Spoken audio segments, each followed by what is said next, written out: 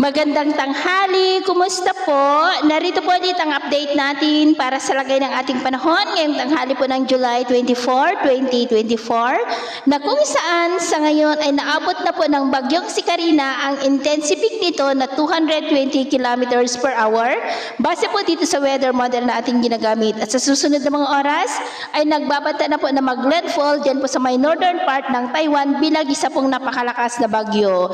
Pero kahit na malayo na po yan dito sa atin ay patuloy pa rin itong hinahatak ang habagat na siya pa rin pong patuloy na nagdadala ng mga pag-ulan lalo na po sa kanlurang bahagi ng ating bansa, lalong-lalo na po dito sa may Luzon hanggang pa po yan sa darating na weekend.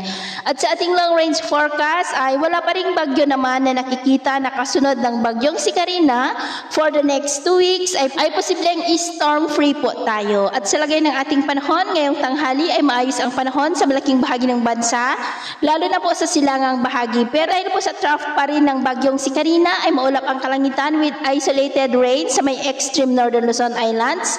At dahil naman sa habagat ay maulap pa rin ang kalangitan with isolated rain sa may Ilocos region, ilang bahagi ng Cordillera, malaking bahagi ng Central Luzon, Metro Manila, ilang bahagi ng Calabarzon, Legazpi, Panay Island, Negros, ilang bahagi ng Bohol, Zamboanga del Sur at ilang bahagi ng Sorsogon. At sa susunod po ng mga oras ay patuloy pa rin ang maulan na panahon dyan po sa may Ilocos region, Cordillera, Central Luzon, Metro Manila, Calabarzon, Mindoro provinces, ilang bahagi ng Bicol region, Western Visayas at may mga isolated rains rin sa ilang bahagi pa ng Central Visayas, Eastern Visayas, Zamboanga Peninsula, Northern Mindanao, Sorsogon, Davao region at Surigao del Norte. Kaya mag-ingat pa rin tayo sa posibleng banta pa rin po ng mga pagbaha at pagguho ng lupa.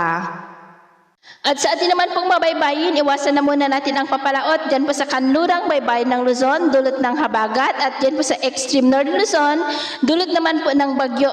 Dulot pa rin po ng trough ng bagyong si Karina dahil ang mga alon po dyan ay posibleng aabot hanggang po sa 2.5 to 5 meters height.